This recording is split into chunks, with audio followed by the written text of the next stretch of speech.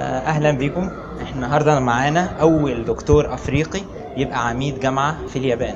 معانا دكتور ساكو اوسوبي من مالي، وهو دلوقتي رئيس جامعه كيوتو سيكا في مدينه كيوتو في اليابان. Welcome, Dr. Sacko. Thank you. So, first, you came to Japan like how many years ago? I came here in 1991, so 26 years ago. Wow, that's a long time. Yeah, very long time. So, what made you decide to stay in Japan for that long?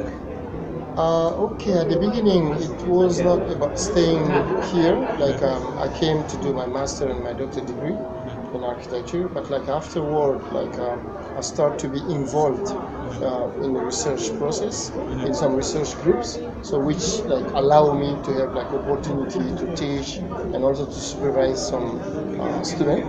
And then I try to make like a kind of connection between what I was doing and what I'm doing between me and my country or like other countries. So your current research is about collaboration between Japan and back in Mali as well. And some African countries, yeah. And also not only that, but like, of course I'm doing some research here, but like I'm doing research on world heritages, and then about like the conservation of world heritages, especially architecture. So in many countries in Africa as well. So I'm trying to connect to do those things, and then I think Japan gives me a good opportunity to do those kind of things. Okay. So what is the difference so far since you come from Mali? What is the biggest difference that you have noticed from living back at home and coming to Japan?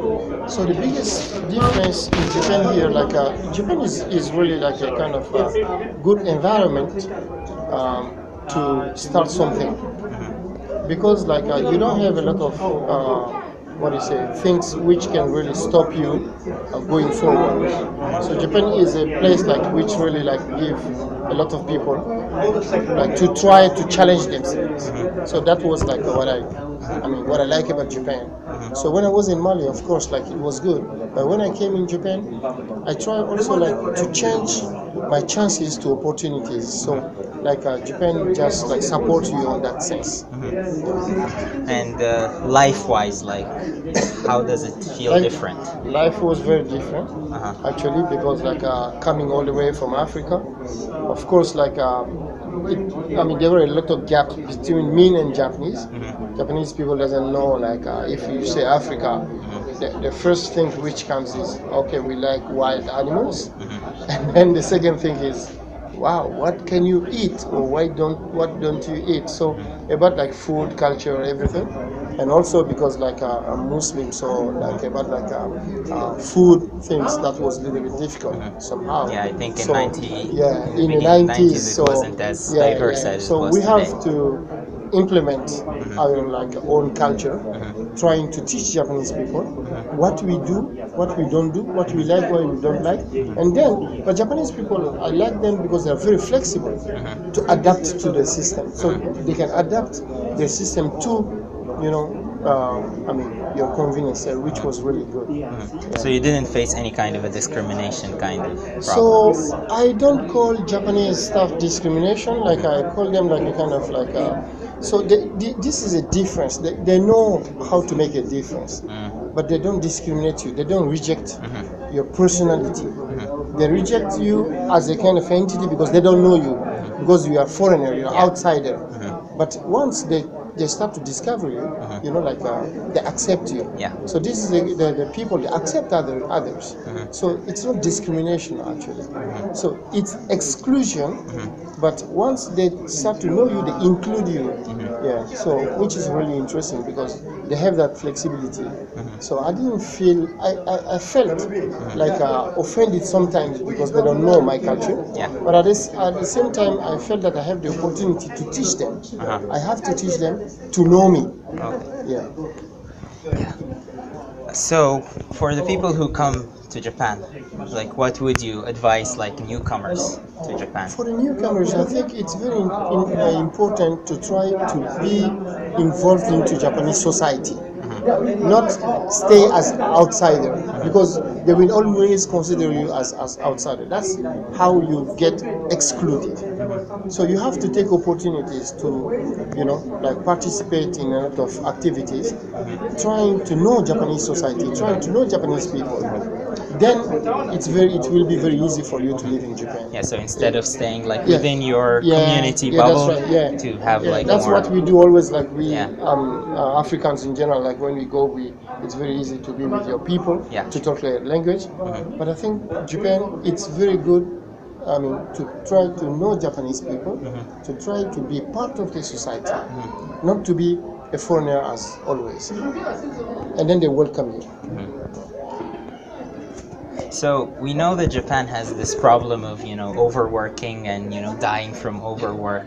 So what's your input on that?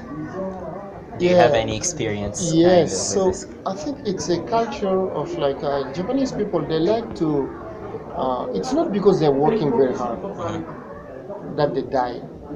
Because you have to do like others. That's the problem of Japan as well. Like you have to be like others, and then they like to, like imitate each other. Yeah. So if that person didn't finish his work, he's staying there. You have to stay. You have to wait. So and then that's the problem which happened here. Like of course, like I experienced the same thing when I came. When I finished my work, I go home, and then in my lab, people were saying, this gaijin foreigner. He don't really like to work. He's always going home.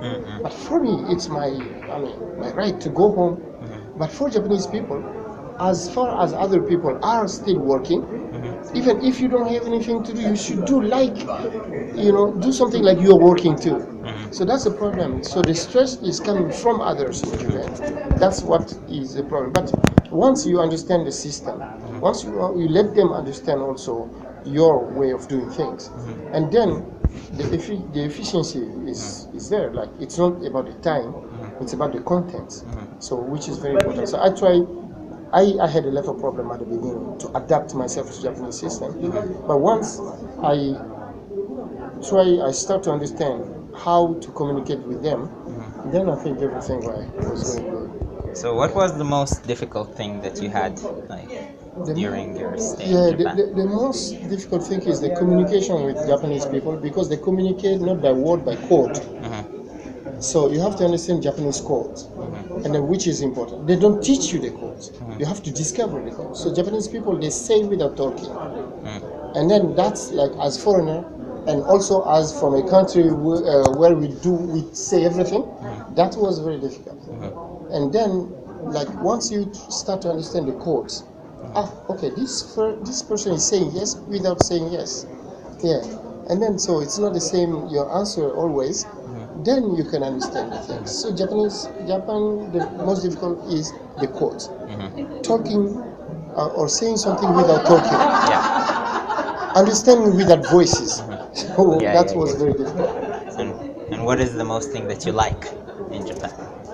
I like Japanese people are like they are very serious, and also there's people who really respect the engagement. So like you can trust them, and then you can also count on them. Because in my country I know I will do this. You have to wait 1 year. But if Japanese people, they can do it, or they want to do it, they will tell you. And then that's really very, very important. Okay, thank you very much. Thank you very much. Thank you. Thank you.